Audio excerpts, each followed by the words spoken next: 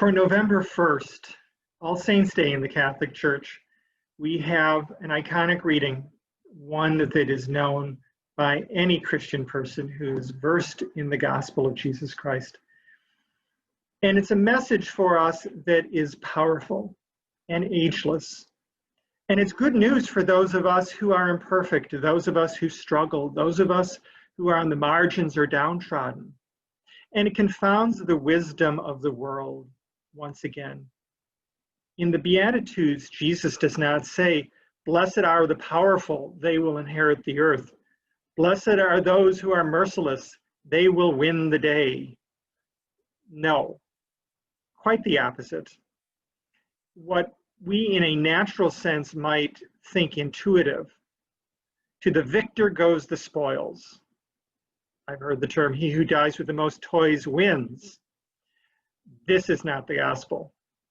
The gospel is one where it is the meek, it is the grieving, it is the merciful that inherit the earth, that receive God's favor, and will receive not only the kingdom of God here on earth and the blessings of God, but the sure inheritance because of the resurrection of Jesus, the inheritance of heaven, the kingdom of heaven.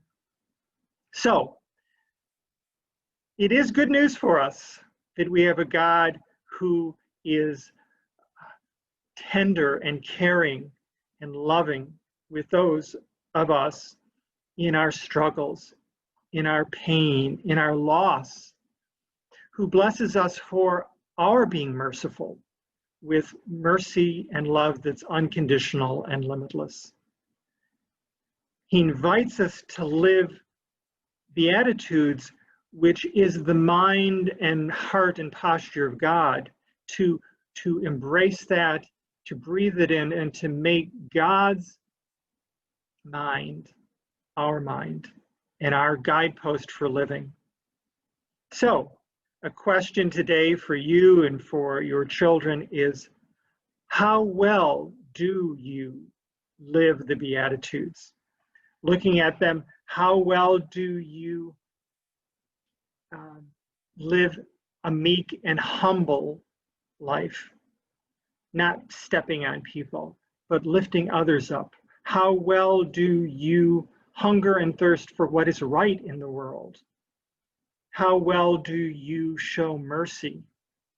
Like in the Our Father, mercy that we give will be given back to us. How clean is our heart? And do we make peace? Do we ask for forgiveness? And do we offer forgiveness to others?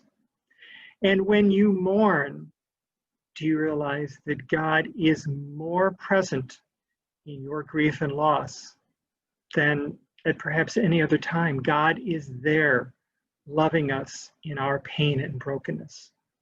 So how well do we live the Beatitudes in our daily life, starting with those closest to us in our own home, and then branching out into our work and our neighborhoods and our circle of friends, and into the broader world itself?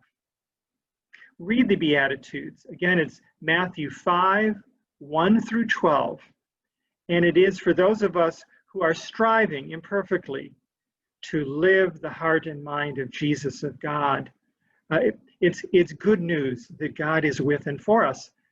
If we find ourselves indicted by some of these Beatitudes, that we actually live antithetically to some of these, it is a challenge. Let it not be a condemnation of us in the end, that we failed to be a Beatitude disciple of Jesus.